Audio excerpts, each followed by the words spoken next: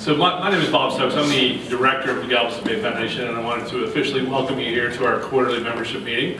Thank you for being here tonight. We have what we hope is a very interesting topic, a topic that has been with us for many years and will continue to be with us for many years going into the future. I can tell you that in January of 2009, 3 or 4 months right after Hurricane Ike, Bill Merrill came to visit me in my office in Webster to talk about his concept for the Ike Dike. And so literally 10 years ago, we sat down in my conference room to talk about this first concept. And we've been engaged in this conversation about coastal protection really since then. Lots of discussions with lots of folks. If you recall, a couple, maybe a year to 2 years ago, Scott, we had a meeting where we invited Jim Blackburn and Bill Merrill and Colonel Solis to talk about the concepts for coastal protection. So we have tried to engage in this pretty consistently ever since that time. So tonight's meeting is not to debate the pros and cons of a coastal barrier. It is specifically to talk about our concerns with the proposed solution that the Corps of Engineers has put forth at this time.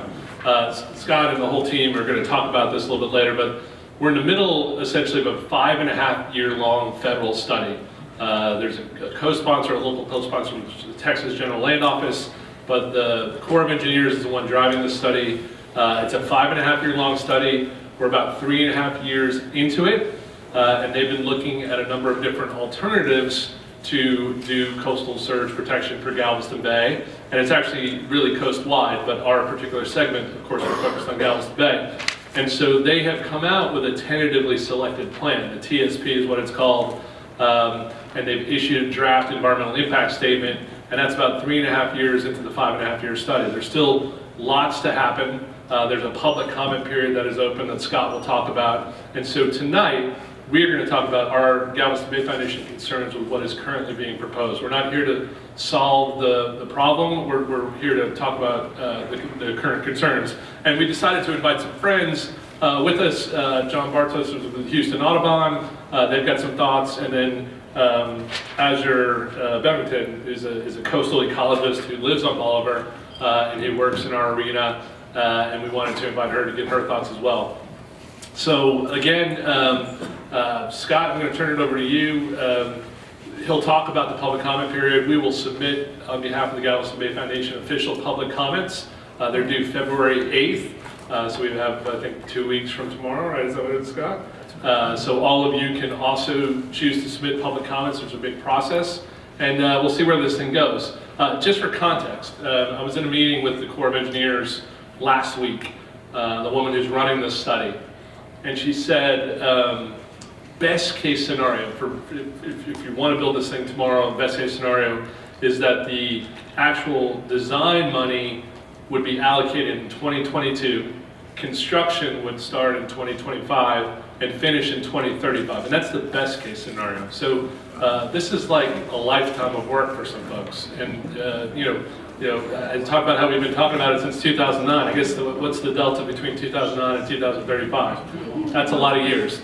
And so, again, I won't like answer the question up front because these guys are going to talk about it. But our position all along has been, if we're going to build this massive structure to protect us, we understand the rationale for why people would want to do that.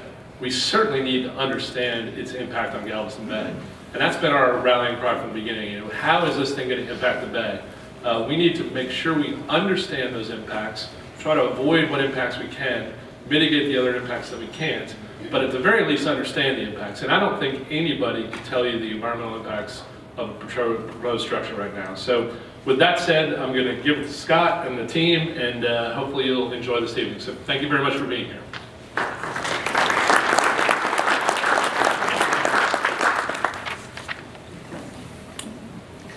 All right, thank you, Bob. That was a great introduction. And as Bob mentioned, we need to know what the effects will be on the coastal barrier, on the bay ecology, and the habitats, the fisheries. So we've gone through this big draft environmental impact statement. It's about 1,500 pages when you include all the appendices. So it's been some interesting reading.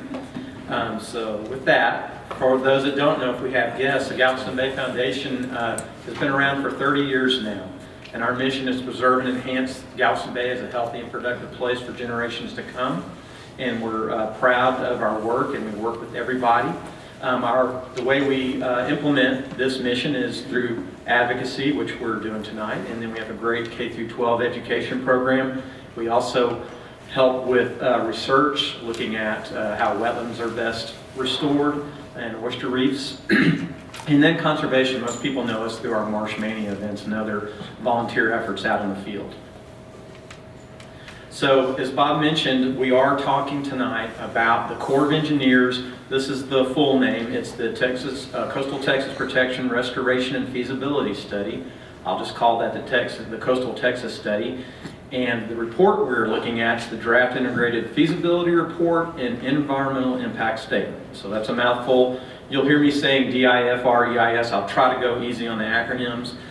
So just to let you know, Bob mentioned that he spoke with Bill Merrill way back in 2009. Just want to let you know that a lot of people confuse what the Corps has put forward with Ike Dike. The Corps' plan is not the Ike Dike concept, although it has a lot of those components. And so later on, if need be, we can talk about the Ike Dike. But let me just tell you real quick what the coastal barrier proposal by the Corps looks like, and then we'll go into some of our concerns. Just Bob mentioned how long it's going to take. Right now, let me get my pointer here. Right now, we're past halfway on this thing, and right now we're in the public comment period.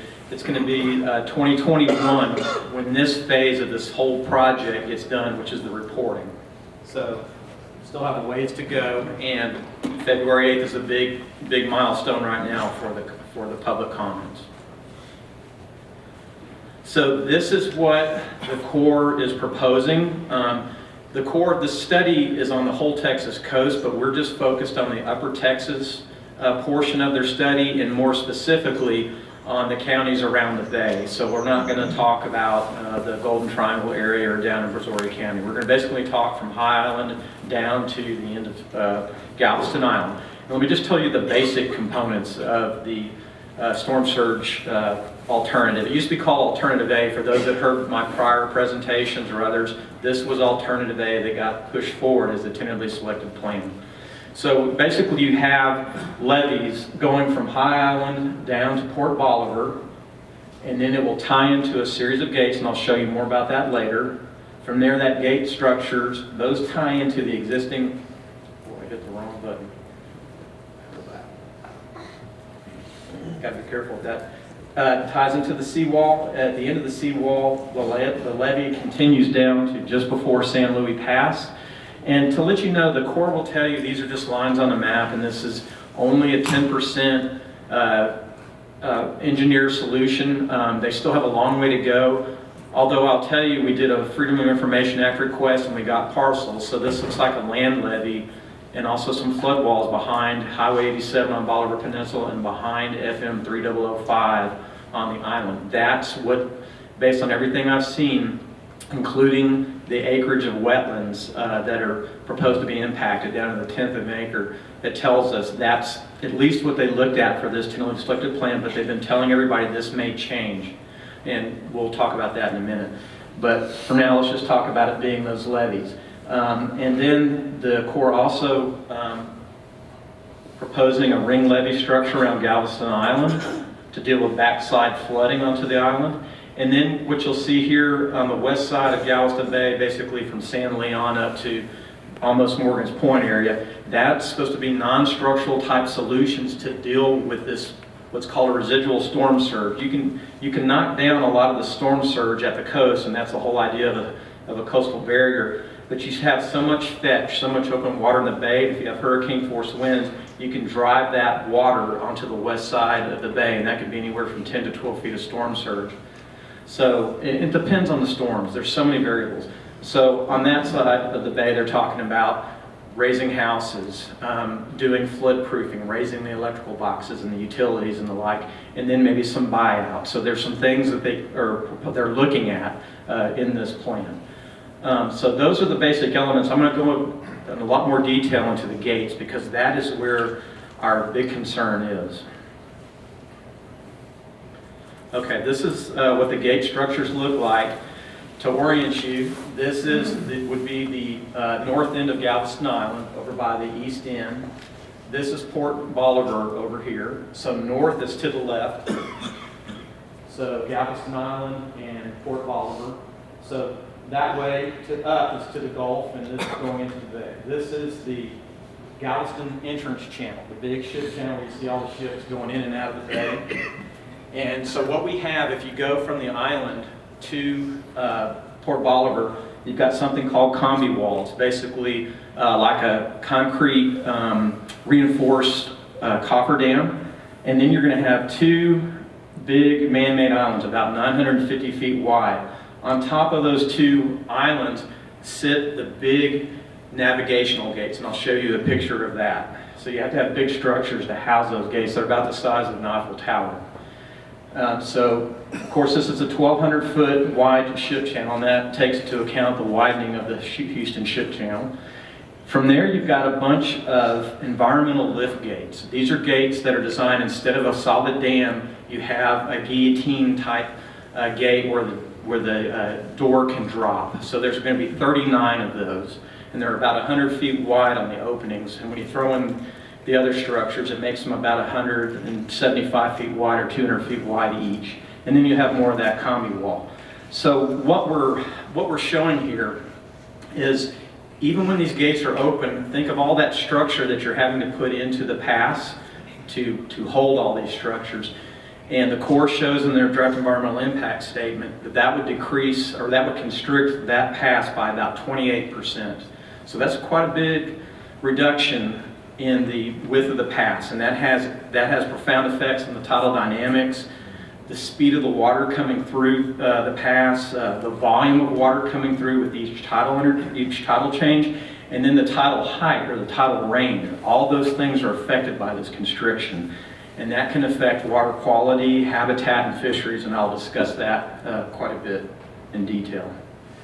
So this is just another image of what the conceptual design looks like, and there's the Eiffel Tower looking floating sector gates on their side. And this is in the open position. In this case, that's looking out towards the Gulf. And don't really worry about this. That's just, you can't read too much into that, but mainly look at this. This is what the gates look like when they're closed.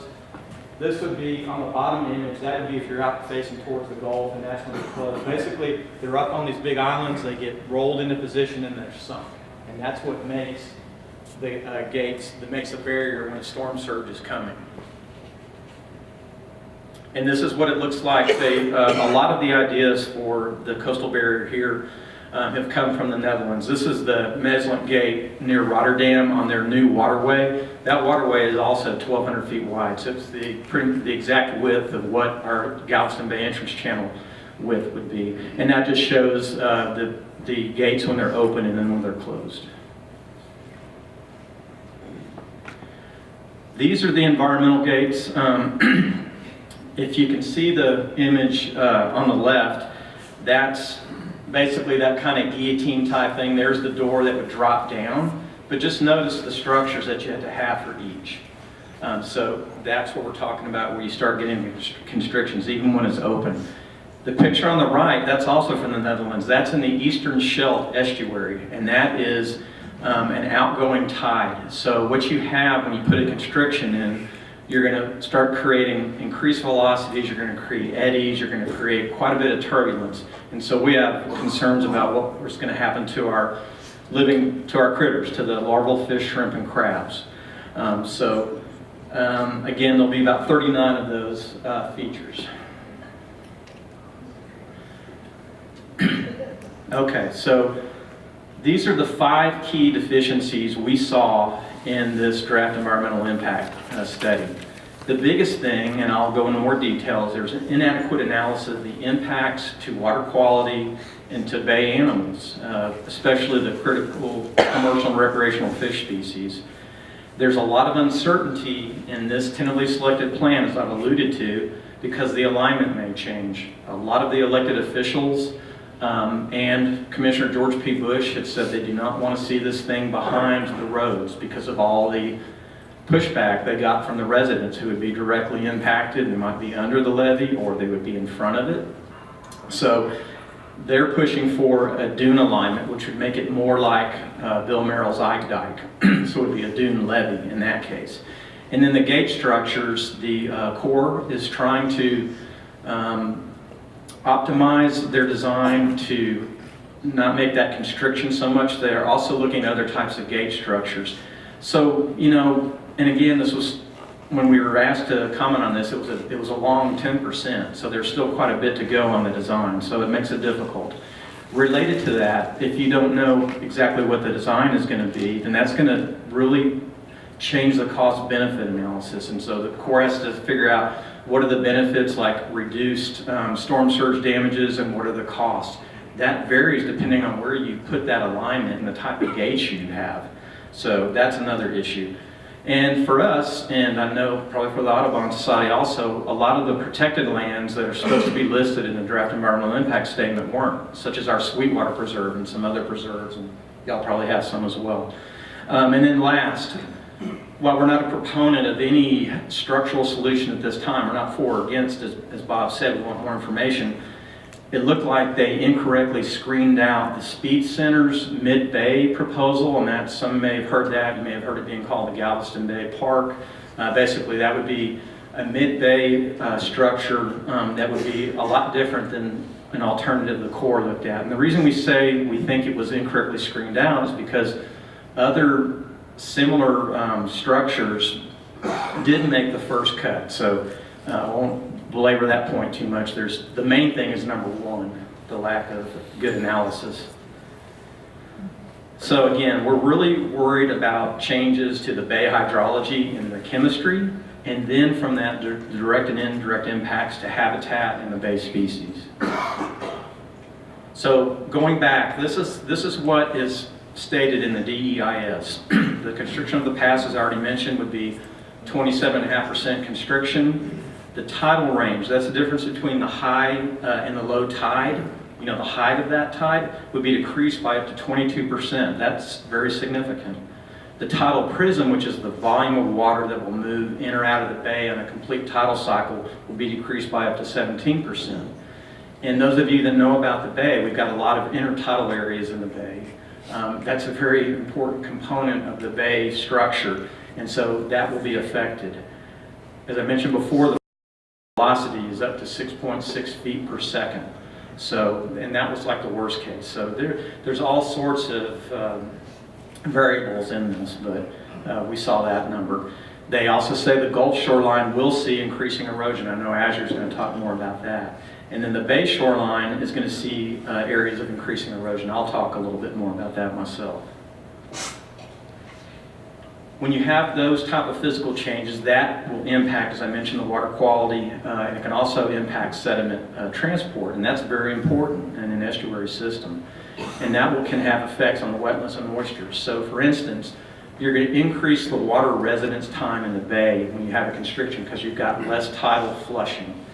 The more time that water sits in there, the more time for it to accumulate pollutants, whether that's bacteria, viruses, or other pathogens, nutrients from runoff and sewage treatment. And then also we have a problem, as you know, with toxins in the sediments in the bay. So anytime you increase residence time and you don't flush that water as much, you can have pollution problems. And the Corps does note in their impact statement they could have an increase in algal blooms and hypoxia, or low dissolved oxygen. So that's something we need to look at.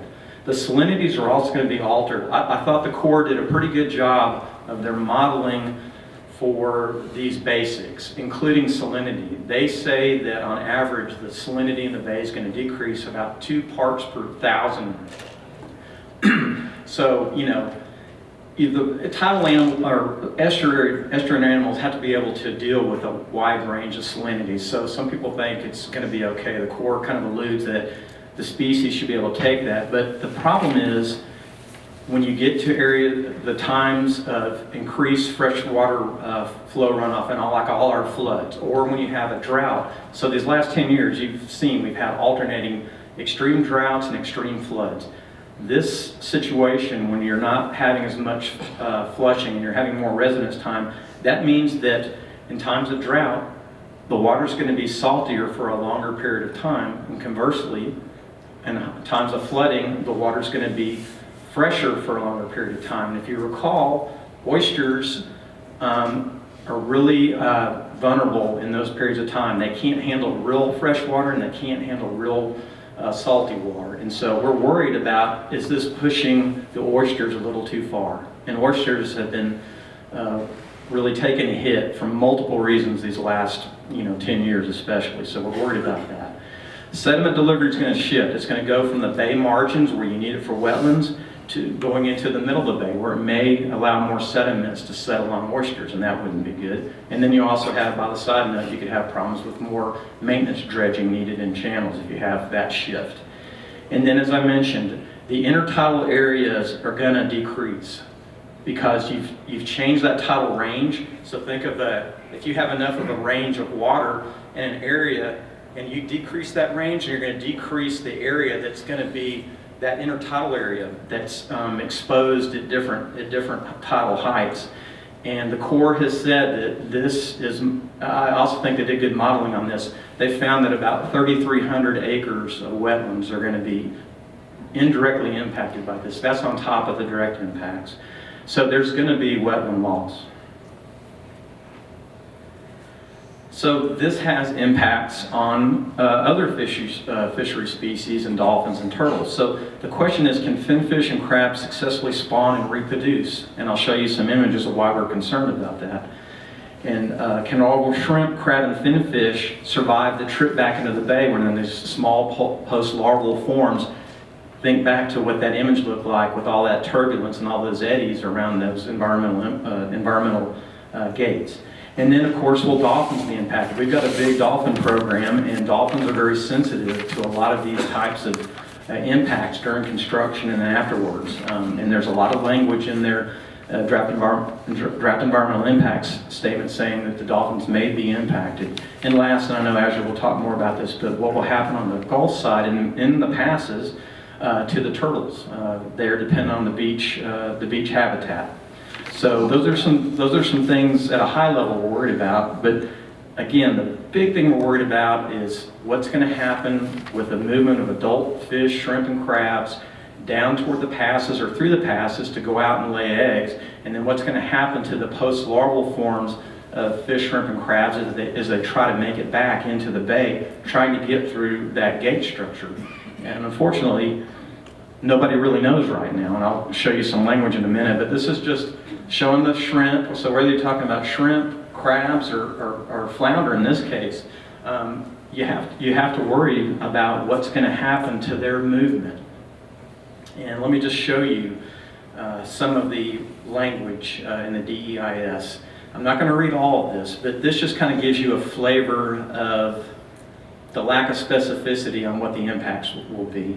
Basically, it's saying that storm surge barrier gates may affect wetland functions, and they could potentially impact the ecology of Galveston Bay estuary and the fish, birds, and wildlife. And at the bottom, these effects could have long-term impacts on estuarine habitats and fauna within the bay.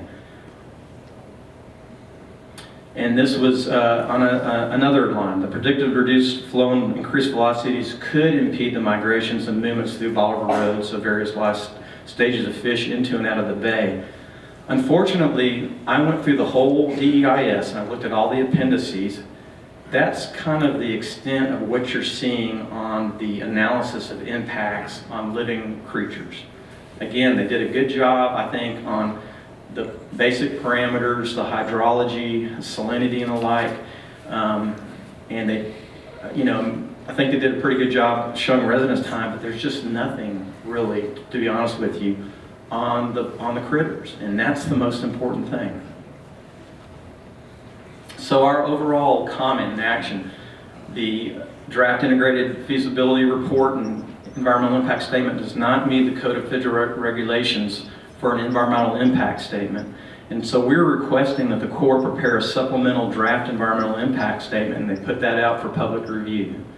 So as Bob mentioned, the public comments are due February 8th, and we're finalizing our comments right now, and we're going to make a sample available on our website for your use by January 31st, and we'll include information about how you submit those comments. You know, you can do it by mail or you can do it electronically, and we'll provide that information.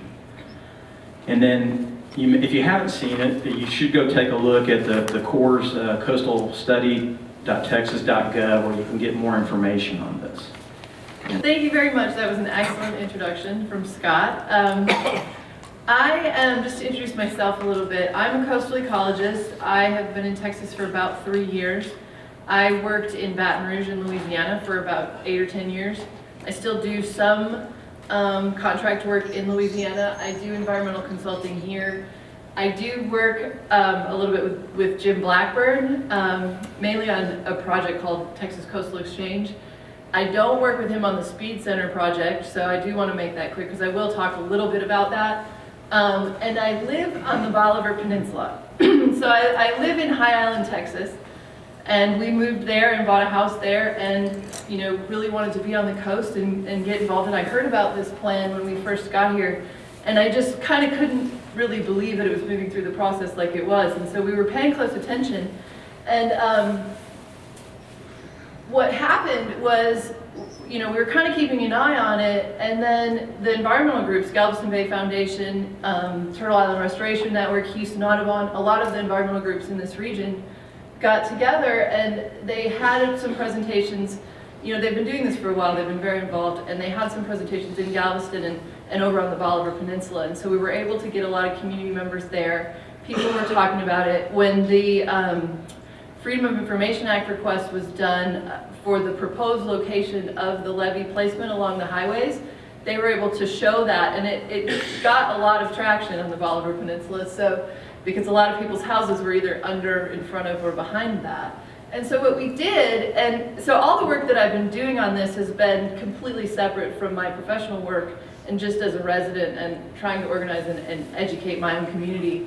So we started a Facebook page as a way to do that. It's called Coastal Barrier Information Page. It's a public page. You can read everything on it, whether you're on Facebook or not. The information is all public. And it was enormously successful and blew up very quickly because there was a ton of interest. And so there was initially not even a public comment meeting on the Bolivar Peninsula. So and I'll show a map in just a second. It's the location where most of the effects of this structure will be felt by the communities. The ecological effects will be felt throughout the whole bay. But there wasn't a public comment. There was a public comment meeting in Galveston and in Winnie. We had to request a meeting, and so we were able to do that. The Army Corps was able to set up a meeting in Crystal Beach. We also had an informational meeting prior to the public comment meeting where we had over 300 people in attendance. We had to turn people away from that, from the largest venue we could find in Crystal Beach. And then we were also at capacity for the public comment meeting with the Army Corps and had to turn people away. And the GLO actually, directly after that, was when the GLO came out and said we need an extension for the public comment period. So the initial public comment period was supposed to end January 9th.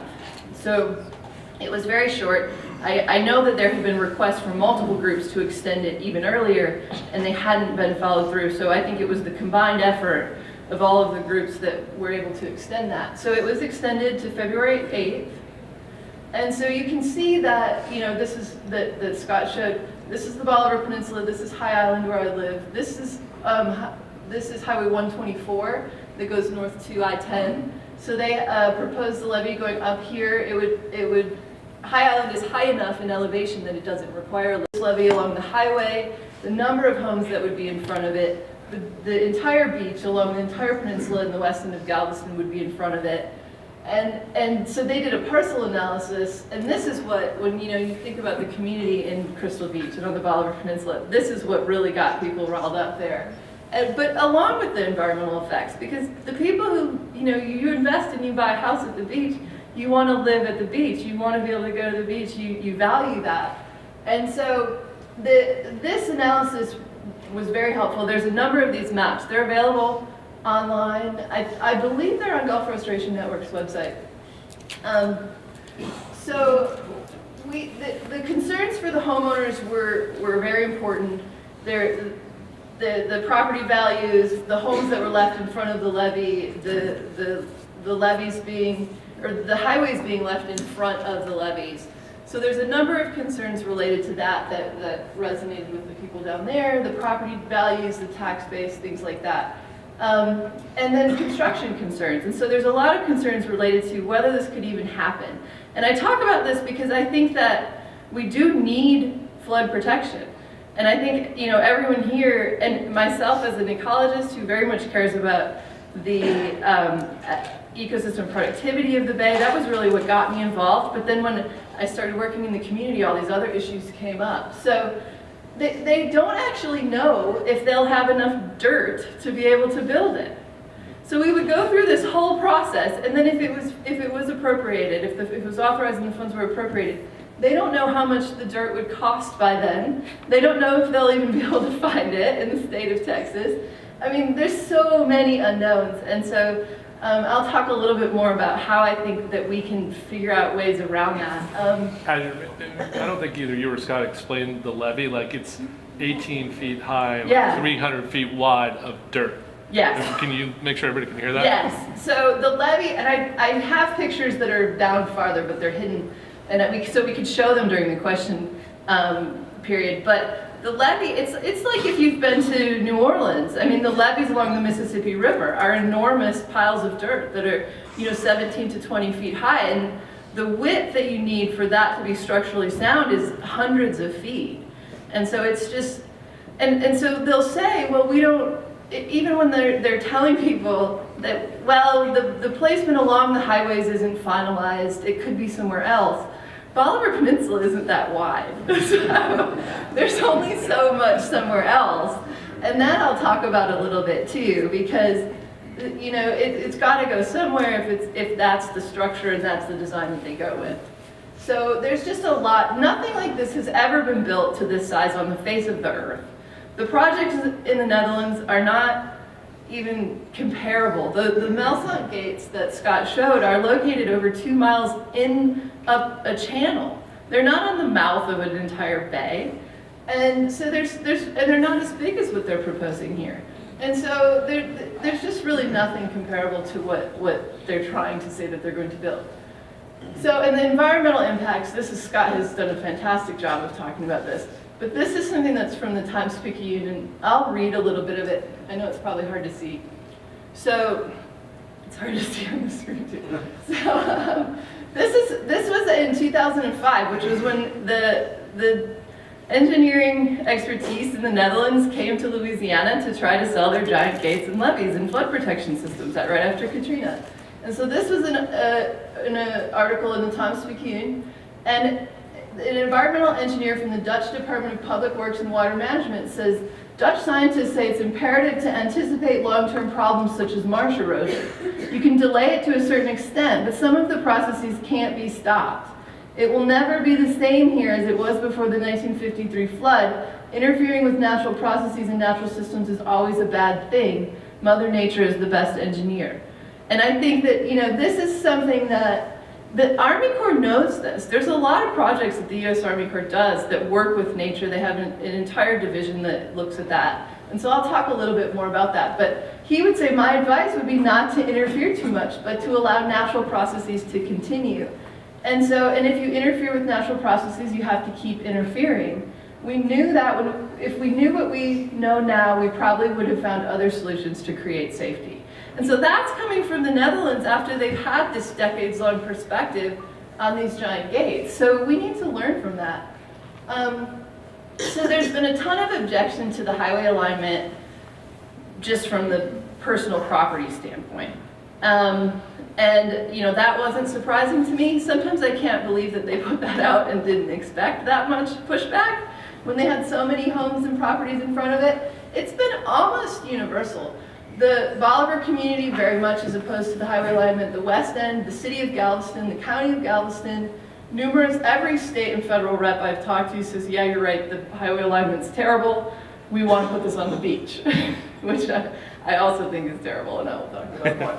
But at least they realize realized we're making progress, and they're listening. And the Texas General Land Office put out this, there's 6 principles for how to work on this. And the first one, and it's hard to read, but it's to locate the levee system on or along the beach. A sand dune based system which would fit with the natural ecology would be preferable. So sand dunes fit with the natural ecology, but a levee doesn't fit with the natural ecology. And so they're pushing for that, and really that's very close to the original Ike Dike concept that Bill Merrill has been working on and trying to get the word out about for a number of years. And in my opinion, as a coastal ecologist who's worked in coastal restoration, and my expertise is actually in the effect of storms and floods and things like that on coastal wetlands, it's actually potentially more environmentally destructive to put a levee on the beach with the gate system and everything that's included. So Merrill's recommendation, and this is, so I'm going to get a little bit away from the Army Corps plan, but I want to keep it in the context of the comment period for the Army Corps plan is right now, but the politicians are sort of saying, okay, there's all this pushback to the Army Corps plan, let's do this other location with the levee on the beach. And so I want people to understand how those are the same, how those are different. And Bill Merrill recently did a series of 6 editorials in the Galveston Daily News kind of laying out what he would change from the Army Corps plan based on making it more like his original Ike Dike concept. And some of the major ones were that he would move the levees to the beach on Bolivar and the West End. They'd be covered in sand, and they're referred to, he uses the term fortified dune. The Army Corps will sometimes use the term engineered dune, which is a little bit ambiguous because that can actually just mean a dune built by a bulldozer too. And then a dike in a dune is the term that's used in the Netherlands. So this has been done to some extent in the Netherlands, and I'll show that in a minute. And then he includes the gate across the opening of Galveston Bay. He suggests a couple refinements, and he says, yes, it would be better if we didn't reduce the flow as much, but a gate is always going to reduce the flow to some extent. And then he adds a gate at San Luis Pass, which to me, I mean, if you're talking about affecting the productivity of Galveston Bay, and then you close up the only natural pass left, I mean, you're massively more impactful at that point.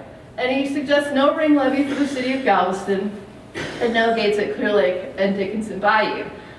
And those suggestions are questionable in that the Army Corps says that those places need protection even with their gate, so I don't know why with his gate it doesn't, and so there hasn't been enough study about that to show that that's actually would be effective in any way. So his plan doesn't really offer coastal protection, it's more environmentally destructive. It would have the same hydrologic and environmental concerns that Scott talked about, because it would still have that big gate at the mouth of Galveston Bay, but it would also even have more gates. But the question about the beaches and the beach community is that it would really exacerbate the already high beach erosion rates. So we have very high erosion. We have relative sea level rise in Galveston Island and Bolivar Peninsula that's quite high. We have subsidence, we have erosion, and then we have the rising of the sea levels itself. And so when waves and surge hit a solid structure, they're reflected in the energy and the turbulence causes increased erosion. It's like at the seawall in Galveston. So what happens is if you covered that in sand, the waves wouldn't be hitting the beach at first all the time, but what they would do is they would erode it, and it wouldn't allow washover. So if you have a storm surge and you have sand coming over so a storm surge would naturally wash over, even a small surge. So like we'll get kind of a high tide of the south wind, and you'll get water washing up into the dunes. When that would happen, if you had a wall buried in those dunes, it wouldn't be able to wash over because it would hit that wall, so you'd have increased erosion in front of that wall. And that would actually increase the rate at which you lose the beach. So even if you did major beach renourishment, which Bill Merrill talks about doing, and I'm very much in support of, so there are very good aspects in all of these plans. They're all talking about some level of restoration, but they're talking about such destructive measures on top of that that we need to pull all these pieces apart, I think. But so it would reduce this natural washover, which would limit sediment availability also to behind the wall. So the thing that keeps barrier islands from sinking due to subsidence is waves and surges washing sand from the beach back onto the barrier island. That's what they've done for thousands of years. That's how they exist. And so when we put a wall up on the front of the barrier island, we stopped that process completely. So this is to show what they've done in the Netherlands, because this is, again, using Netherlands engineering. So this is a project that was finished in 2008 and another that was finished in 2015. Neither of these projects is even a mile long. So the dunes, the levee covered in sand that Bill Merrill is proposing as part of moving this wall to the beach is, you know, almost 27 miles on the Bolivar Peninsula, another 20 or so miles on the west end. But this is the examples he's basing it on. So it's not even comparable. And so these are not really coastal barriers. They're just extensions of these leveed cities already. So they're built for a different purpose. One of them has a parking garage in it, which I think is thrown around a lot. Which Galveston needs parking. Maybe you could build this in the seawall, but I don't think we need to build something like this on our natural beaches and barrier islands. So this illustrates a little bit better what I was talking about, where you get increased erosion in front of the levees, even when they're covered in sand. So if you have a structure here, you limit the washover. And so you basically just erode this beach. And that increases when you have that. And so in the Netherlands, they actually talk about that. So I went in and looked at sort of what they think about how those projects would work. And they don't have hurricanes, but they do have large storms on the North Sea. And because of the shape of the coastline there, it sort of funnels water. So they can get a very large storm surge. And so they talk about that when a surge hits these, that the sand that's in front of this levee will last for about 8 to 30 hours. And then the full brunt of the surge will be hitting the levee. And they talk about that as the sort of the design plan for that engineered structure. But then they also have this plan to put the sand back afterwards. And in Texas, we have a very hard time getting beach renourishment as it is. So if we increase the rate that we're losing the sand, even from small storms, we have a lot bigger problem keeping that sand there, and we end up with a seawall for 70 miles instead of the current length of the seawall.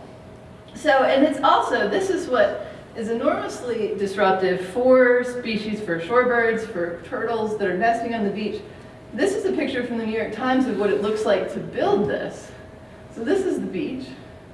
And this is what they would be building if they went with that alternative. And so I think it's important that while we're commenting on the Army Corps' plan, this is what our elected officials are saying, well, we realize you don't like the Army Corps' plan, let's do this one. And so I just want people to have that kind of view as they're going into their comments, because I think that there's also some other options. These are clay core dunes that have been talked about.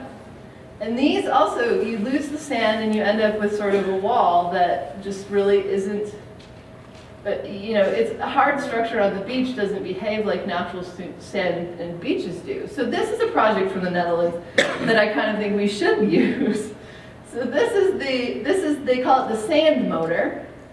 And instead of going up and putting sand across this whole beach and then moving it with bulldozers and backhoes and building it into dunes, they did this peninsula, which actually allows for the sand to be moved by the natural hydrodynamics, for the wind to blow the sand up onto the dunes. It's sort of using these natural processes to make a natural system, but you're engineering it from the beginning.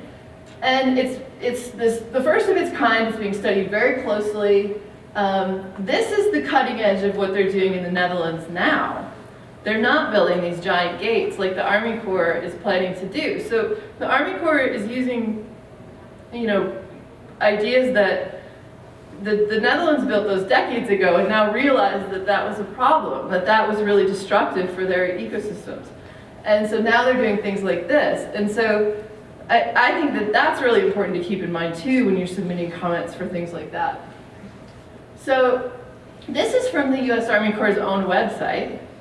This shows, when they talk about different protections and different ways to protect the coast, that beach nourishment in dunes work. So this is showing on a nice day, and you don't have much beach here. And this is what a lot of our upper Texas coast looks like.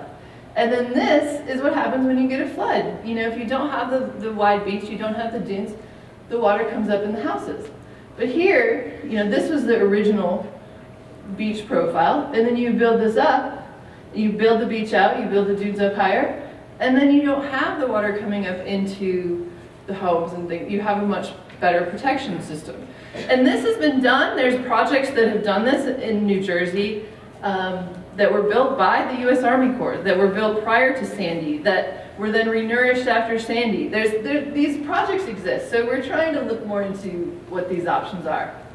So what is the path forward for coastal protection in our region? And this is kind of coming from both the coastal communities, but also what we can all think about doing together. So the people in the Bolivar Peninsula specifically are really overwhelmingly opposed to a levee structure being built anywhere on the peninsula. I haven't spoken to every single person. There are probably a few who would like this. A lot of people like the beach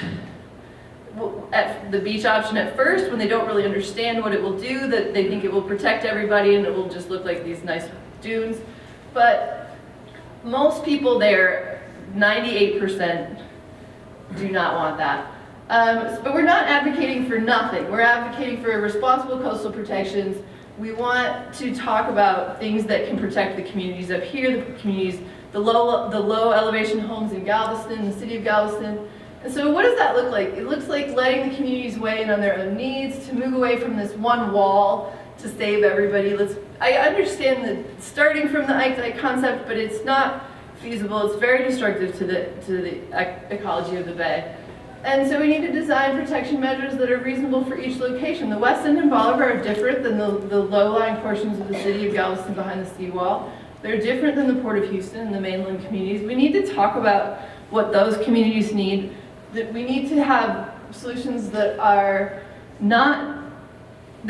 close to where they need to be used, because then the impacts are minimized. So when we build this thing across the whole bay, we expend the impacts of it across the whole bay. So we need more smaller scale regional solutions. So we're already part of the way there. The elevating the homes in the Bolivar Peninsula after Ike, that is a non-structural protection measure. That makes those homes more resilient to storm surge and safer.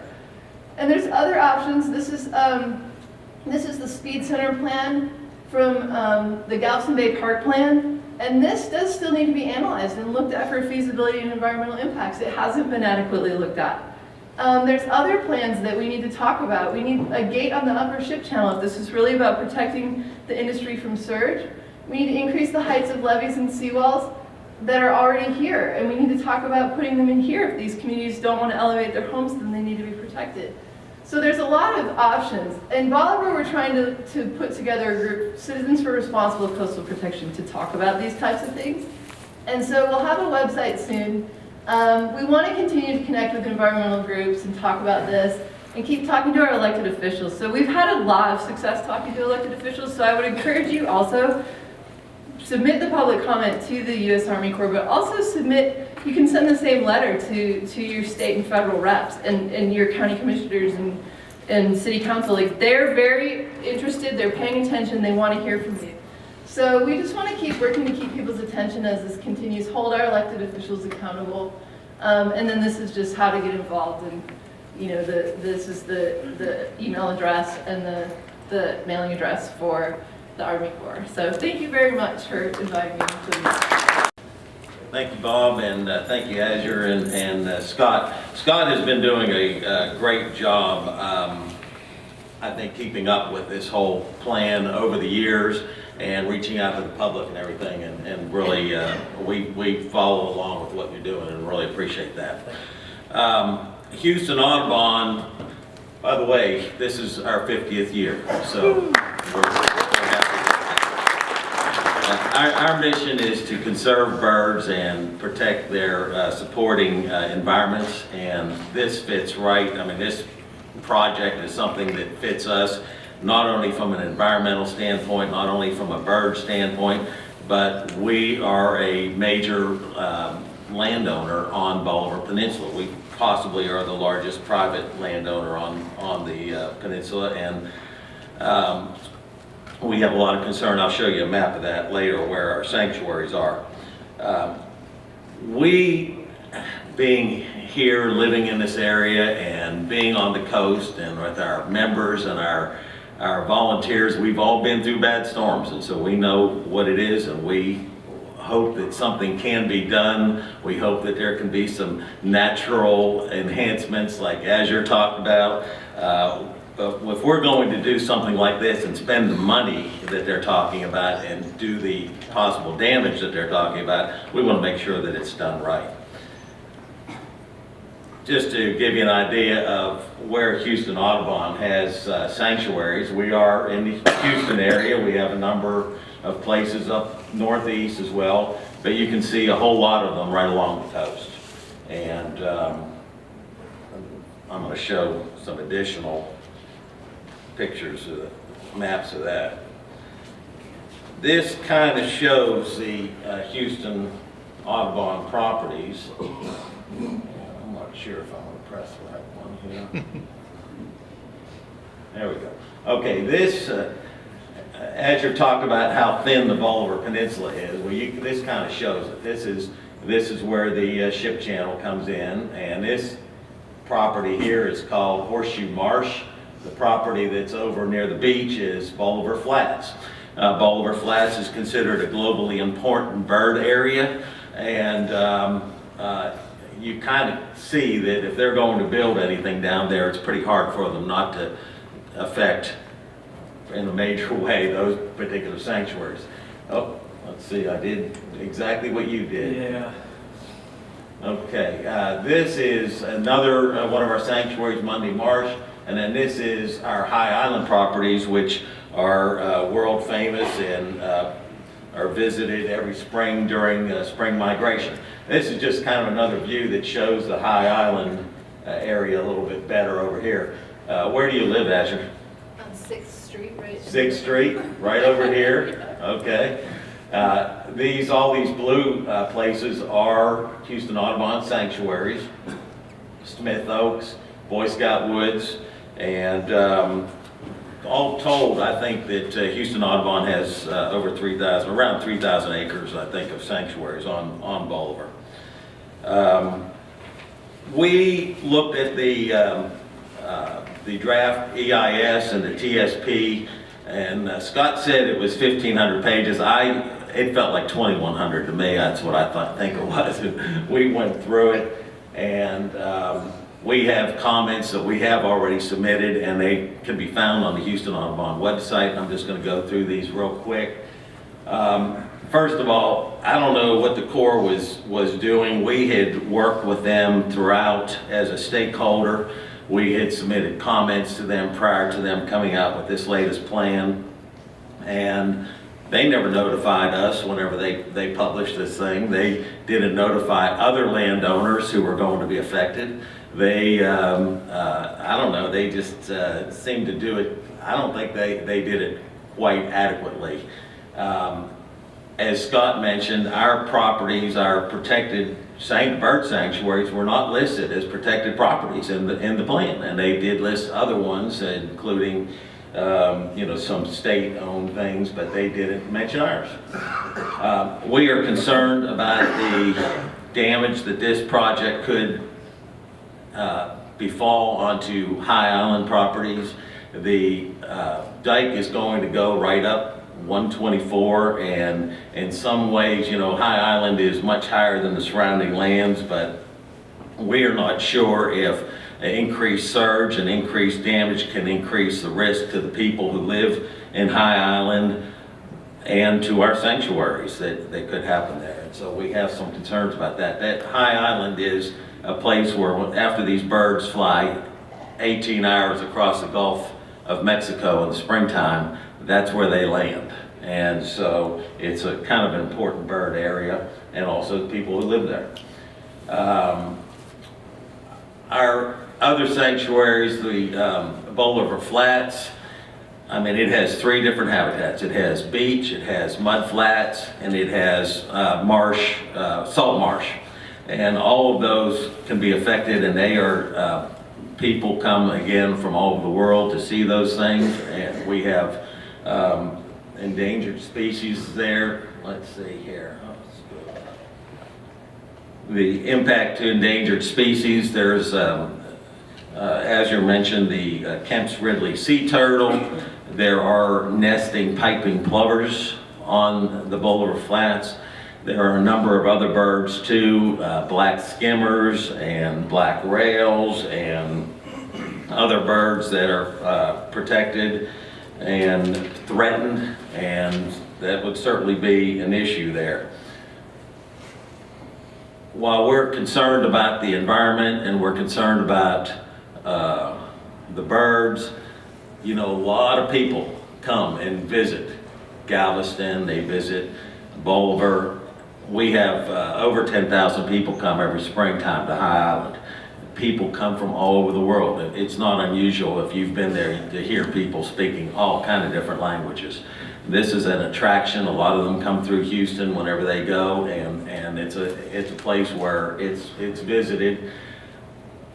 That picture of that Azure showed of what that construction looks like, and that's not something that just takes a few weeks. That's something that takes years. That's disheartening, I gotta say. And then lastly, the residual risks. You know, when you look at this thing, I think that they didn't adequately cover everything that needed to be covered. And I knew as they were going along that we would probably have another storm before they were finalizing their plan. And sure enough, we did. We had Harvey. Harvey, this would not do a single thing to deal with Harvey. And in fact, there's some people who say that it might make it worse because it would keep waters in the Galveston Bay system longer and that type of thing. And so, yeah, I guess it's hard to design for every type of storm, but we think that if you're going to do something like this, spend the time and money and everything else, we would like, Houston Audubon would like to make sure that it's done right. And Scott, before we start with questions, I wanted to ask you a question. In a previous presentation, you gave a number of how much it would cost to open and close those gates. Oh. Do you remember that? I have some dollar figures there. Okay. Thanks, sir. Okay, thank you. Yeah, so having a round of applause for the little task. Is that microphone on there?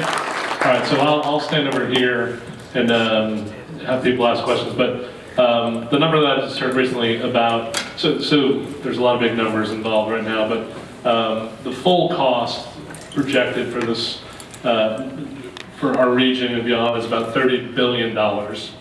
And it's a 65-35% cost share split. So that means the state of Texas has to cover 35% of that cost. So it's about $10 billion that the state would have to come up with. And then the annual maintenance fees, which is projected right now with a earthen levy, which would be significantly different for something like a dune, levy on the beach, which would clearly be a lot more costly to maintain. Annual maintenance fees would be $100 million a year, and that would come from local tax dollars in some fashion. So, this is just, it's just amazing. Like Azure said, there's not a structure like it in the world. And if we build it, it's going to be costly. It's going to be costly to build and costly to maintain. And so that's a whole different issue. But so really our focus tonight was on, impacts to the bay.